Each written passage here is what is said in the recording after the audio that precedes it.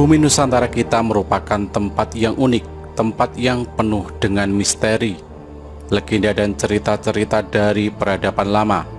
Cerita-cerita yang terus-menerus memberikan nafas bagi kehidupan masyarakat kita, menjadi sebuah tuntunan dalam kehidupan. Kearifan lokal dan penghormatan terhadap alam merupakan hal yang selalu dijadikan petua hidup. Namun perkembangan zaman senantiasa mengikis hal-hal seperti ini dan membuat kita lupa betapa pentingnya kearifan lokal ini. Dan berikut merupakan sebuah cerita mengenai Nusantara yang selalu diliputi oleh legenda dan mitosnya, yakni sejarah tentang Sabdo Palon dan Mbah Petruk. Ketika pertama Islam masuk ke tanah Jawa, tidaklah semulus yang orang sangka. Sebab tanah Jawa sudah ada manusia, juga ada bangsa jin yang menganut kepercayaan kuno. Ada yang menduga mereka adalah penganut Hindu dan Buddha, yakni agama yang pada saat itu berkembang. Namun banyak yang menduga mereka adalah penganut kepercayaan Jawa kuno. Mereka ini dipimpin oleh Sabdo Palon. Karena paham mereka yang berbeda, maka ketika Islam masuk disambut dengan peperangan. Bukan peperangan sembarang perang, namun perang mistis, perang ilmu-ilmu gaib. Sehingga tidak sedikit ulama Islam yang dikirim dari Mesir gugur dalam peperangan mistis tersebut. Dalam wadah kasar mereka tewas karena tersapu gelombang pasang, semacam tsunami dan sebagainya. Perang itu berlanjut dengan banyaknya jatuh korban di kedua belah pihak. Maka diutuslah Syekh Subakir, ulama asal Persia atau Iran yang dikenal ahli ilmu gaib dan bisa melihat bangsa jin. Dengan kedatangan Syekh Subakir, benteng pertahanan Sabdo Palon yang super ketat dapat ditembus, dan banyak bangsa jin atau manusia pengikut Sabdo Palon yang binasa. Melihat keadaan yang tidak menguntungkan itu, Sabdo Palon mengadakan gencatan senjata. Dia mengajak Syekh Subakir berunding dan menghentikan perang. Syekh Subakir menerima ajakan tersebut dengan tangan terbuka, karena dia juga melihat jalan perundingan jauh lebih baik daripada melanjutkan pertempuran yang tidak ada gunanya. Kemudian terjadilah kesepakatan antara Syekh Subakir dengan Sabdo Palon.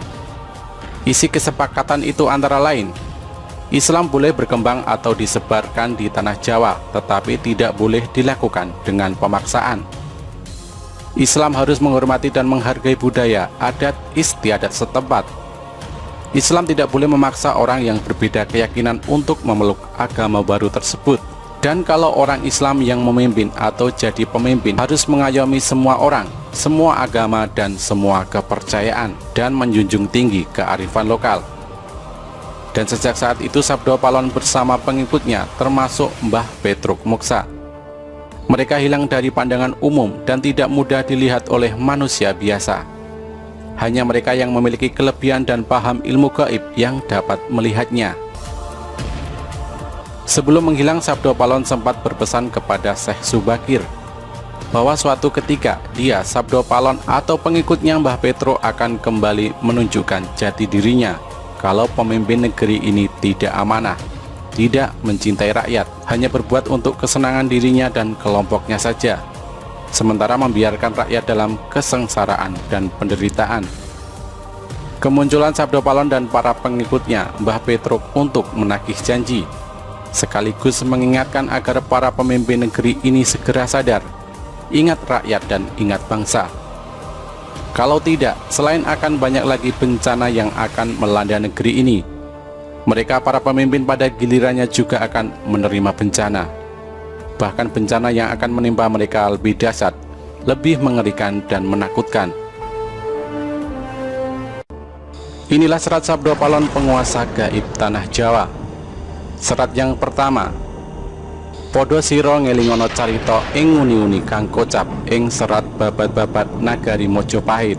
Nalika duki nguni Sang Abrawijaya Prabu Pansamyo pepanggihan kalian jeng Sunan Kali Sabdo Palon Noyo Genggong Rencangiro. Ingatlah kalian semua akan cerita masa lalu yang tercantum di dalam babat sejarah babat negara Majapahit. Ketika itu Sang Prabu Brawijaya tengah bertemu dengan Kangjeng Sunan Kalijaga di ditemani oleh Sabdo Palon dan Noyogenggong. Serat yang kedua, Sang A Prabu Brawijaya Sabdaniro Arumanis nuntun dateng Punokawan Sabdo Palon. Paran karsi jeneng ingsun sapuniki wus ngrasuk agama Rasul. Hehta kakang manira meluwo agama suci, luweh becik iki agama kang mulya. Sang Prabu Brawijaya berucap dengan lemah lembut, mengharapkan kepada kedua Punokawan atau pengiring dekatnya, tapi Sabdo Palon tetap menolak. Diriku ini sekarang sudah memeluk agama Rasul, yaitu Islam. Wahai kalian kakang berdua, ikutlah memeluk agama suci, lebih baik karena ini agama yang mulia. Serat yang ketiga, Sabdo Palon matur sugal, yen kawula boten arsi ngrasuka agama Islam, wit kula puniki yekti ratuning Dahyang Jawi, momong marang anak putu sagung kang Paranata kang jumeneng ing tanah Jawi wis pinasti sayekti kula pisahan. Sabdo Palon mengaturkan kata-kata agak keras, hamba tidak mau memeluk agama Islam, sebab hamba ini sesungguhnya Rada Dahyang, penguasa gaib tanah Jawa, memelihara kelestarian anak cucu penghuni tanah Jawa, serta semua para raja yang memerintah di tanah Jawa. Sudah menjadi suratan karma, wahai Sang Prabu, kita harus berpisah. Serat yang keempat, kelawan paduka Sang Nata wangsul maring Sunyaruri, mung kula matur petungna ing benjang. Sakpungkur mami yen wis prapta kang wanci jangkep gangsal atus taun wit ing dinten punika, kula gantos agami Gama Budi kula sebar ing tanah Jawa.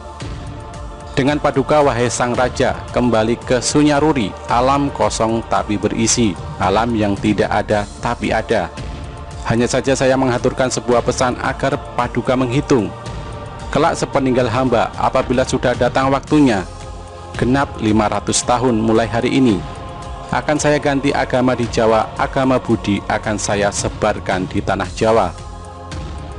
Serat yang kelima, sinten tan purun ngagaya yekti kula rusak samisun sajakaken, putu kula berkasakan rupi-rupi dereng lega, kang ati yen durung lebur atempur, kula damel pratondo-pratondo tembayan mami hardi Merapi yen wis njebluk mili lahar. Siapa saja yang tidak mau memakai akan saya hancurkan. Akan saya berikan kepada cucu saya sebagai tumbal, makhluk halus berwarna-warni. Belum puas hati hamba apabila belum hancur lebur, saya akan membuat pertanda sebagai janji serius saya. Gunung Merapi apabila sudah meletus mengeluarkan lahar. Serat yang keenam, ngidul ngilen Purugiro ngodo banger ingkang warih nggih punika wedal kula wis nyebar agama Budi Merapi. Janji mamai anggegereng jagat satuhu karsanireng. Jawata sadaya gilir gumanti, boten kenging kalamunta kaowahan. Ke arah selatan barat mengalirnya, berbau busuk air laharnya. Itulah waktunya. Sudah mulai menyebarkan agama Budi.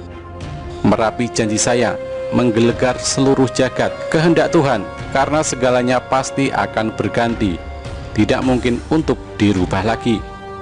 Serat yang ketujuh, sangat-sangat ting sangsara kang tuwu ing tanah Jawi, sinengkalan tahunira lawan sabta ngesti aji upami nyabarang kali, prapteng tengah-tengahing kaline banjir bandang, jeroning ngelepno jalmi kathah sirna manungsa prapteng pralaya.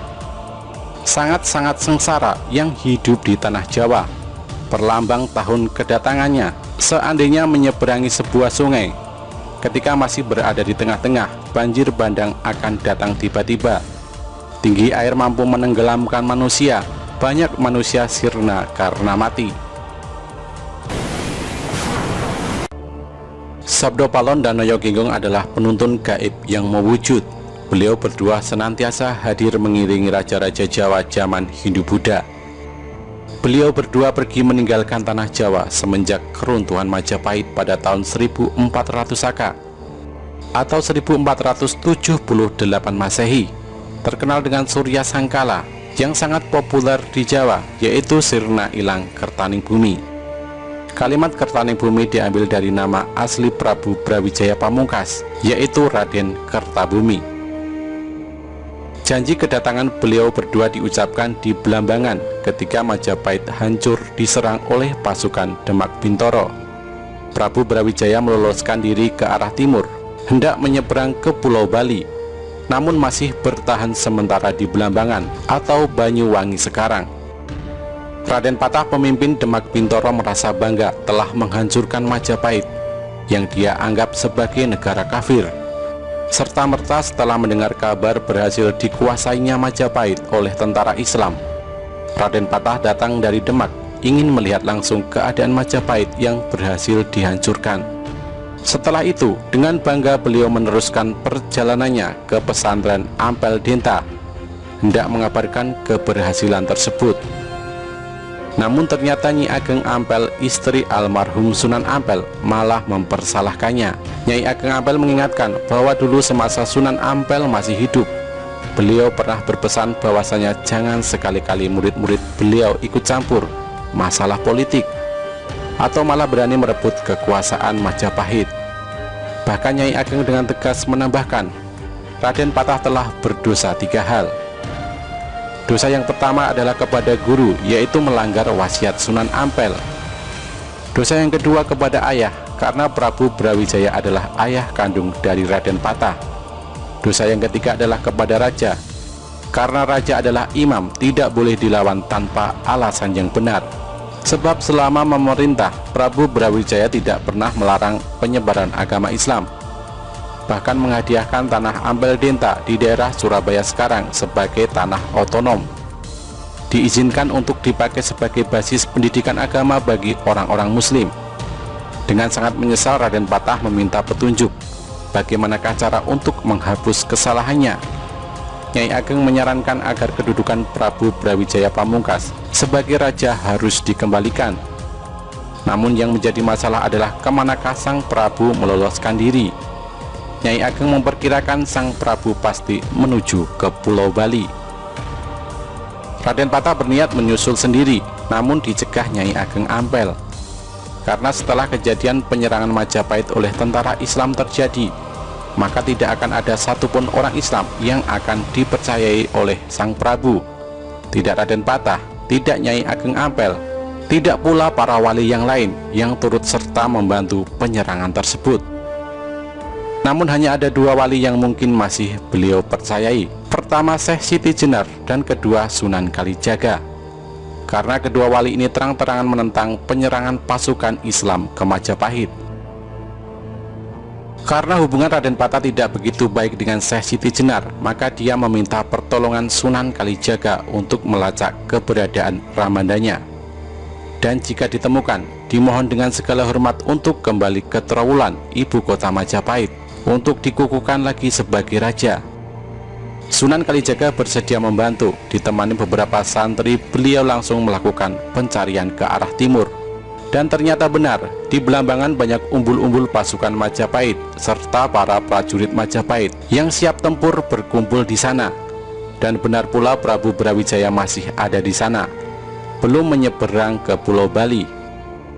Agak kesulitan, Sunan Kalijaga memohon bertemu dengan sang Prabu. Namun karena sang Prabu tahu betul Sunan Kalijaga yang seringkali beliau panggil Syahid itu menurut pasukan sandi atau intelijen Majapahit, Sunan Kalijaga bersama pengikutnya sama sekali tidak ikut dalam penyerangan ke Majapahit. Maka Sunan Kalijaga dipersilahkan menghadap walau dengan kawalan ketat. Disinilah dialog Serat Sabdo Palon terjadi. Sang Prabu Brawijaya ditemani Sabdo Palon dan Noyo Kinggong dihadap oleh Sunan Kalijaga beserta sesepuh Majapahit yang kebetulan bersama-sama sang Prabu hendak menuju ke Pulau Bali. Menyusul beberapa masyarakat Jawa lainnya yang lebih dahulu melarikan diri ke sana. Mendengar penuturan Sunan Kalijaga, sang Prabu luruh hatinya, karena sejatinya sang Prabu kini tengah menggalang kekuatan besar untuk merebut kembali tahta dari tentara Islam. Tidak bisa dibayangkan apabila itu terjadi, karena pendukung sang Prabu Brawijaya masih banyak tersebar di seluruh Nusantara. Pertumpahan darah yang lebih besar pasti akan terjadi.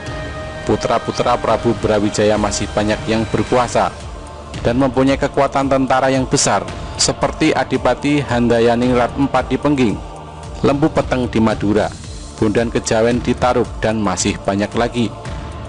Sunan Kalijaga meminta agar pertikaian dihentikan, dan sudilah kiranya Sang Prabu kembali memegang tampuk pemerintahan.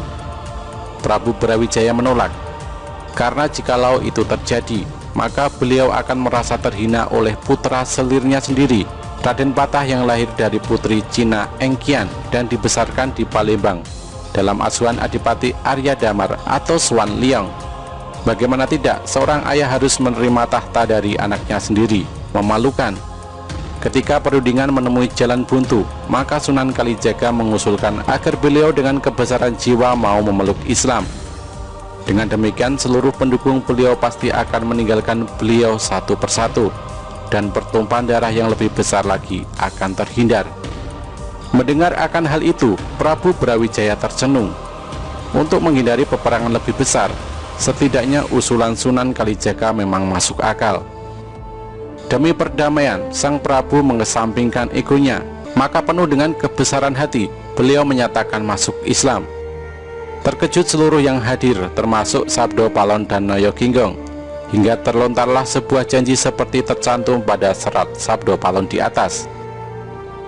Sepeninggal Sabdo Palon dan Noyo Ginggong, Sang Prabu pun bersedia kembali ke Trowulan, namun bukan hendak kembali menduduki tahta, akan tetapi mendamaikan seluruh kerabat Majapahit agar merelakan tahta dipegang oleh Raden Patah. Dalam perjalanan pulang inilah Sunan Kalijaga meminta bukti ketulusan Sang Prabu dalam memeluk Islam. Sunan Kalijaga memohon untuk memotong rambut panjang Sang Prabu dengan sebilah keris. Setelah diizinkan, Sunan Kalijaga memotong rambut beliau, tapi ternyata tidak satu helai pun terpotong. Sekali lagi Sunan Kalijaga meminta keikhlasan Sang Prabu memeluk Islam, dan sekali lagi Sunan Kalijaga memotong rambut beliau. Kali ini terpotong sudah. Namun Sunan Kalijaga belum puas. Menjelang berangkat kembali ke Trowulan, Sunan Kalijaga mengambil air comberan yang berbau tidak sedap, dimasukkan ke dalam sebilah bambu. Di hadapan Sang Prabu, beliau menyatakan bahwasanya apabila air comberan ini sesampainya di Trowulan, airnya berubah tidak berbau busuk. Nyata sudah Sang Prabu telah lahir batin masuk Islam. Berangkatlah rombongan itu ke Trowulan. Sesampainya di Trowulan disambut dengan sukacita oleh masyarakat Trowulan. Air dalam bilah bambu dicurahkan oleh Sunan Kalijaga, dan ternyata bau busuknya hilang, bahkan airnya berubah jernih. Untuk mengingat kejadian itu, Belambangan diubah namanya menjadi Banyuwangi hingga sekarang. Tidak berapa lama di Trowulan, Sang Prabu jatuh sakit. Putra-putranya datang berkumpul. Melalui Sunan Kalijaga, beliau mengamanatkan agar menghentikan pertumpahan darah Hindu-Buddha dengan Islam. Biarkanlah Raden Patah bertahta sebagai raja di Jawa, walau sebenarnya keturunan dari Penginglah yang lebih berhak.